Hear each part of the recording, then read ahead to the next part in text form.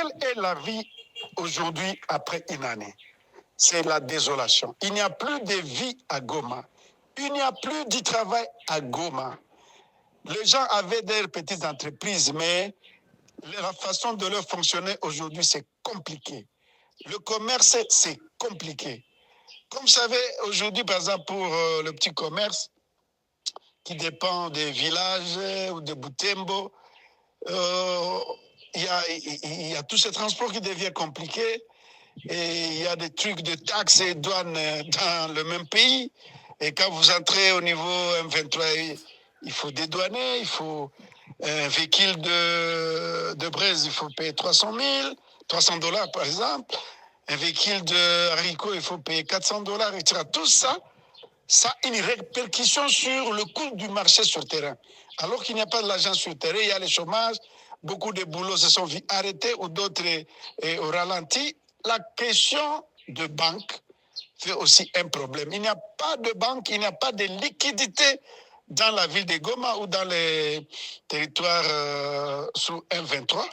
Et pour, par exemple, retirer aussi au niveau des shops, vous pouvez perdre à l'époque autour de 10%, aujourd'hui autour de 5%. Et donc, c'est la misère. Goma, c'est la misère. Et la population ne demande qu'à l'autorité établie nationale de rétablir la paix, de reconquérir les territoires, que ce soit par le dialogue, que ce soit par les armes, parce que nous voulons l'autorité de l'État, parce qu'il y a un enrichissement ici des rebelles, il y a des taxes et impôts démesurés sur une population qui n'a rien. Et il y a beaucoup de tueries entre janvier 2025 et août. Nous avons compté autour de 10 000 personnes tuées dans Goma. Parce qu'il y avait beaucoup de gens qui sont venus de Rutshuru, de Massissi.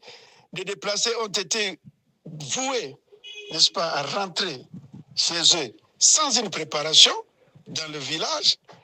Et donc aujourd'hui, c'est des comptes à rendre. Il suffit qu'on vous dise que vous travaillez pour l'État ou que les maisons de certaines personnes ont été perquisitionnées. Et donc, là, c'est la dictature. Et il y a déjà les monopoles d'achat comme de ciment, de bière, etc. Et donc, aujourd'hui, quelle est la vie aujourd'hui à Goma? C'est la misère. Il faut sauver cette population de Goma, des environs, mais aussi de toutes les entités qui sont, n'est-ce pas, dirigées par les hors-la-loi.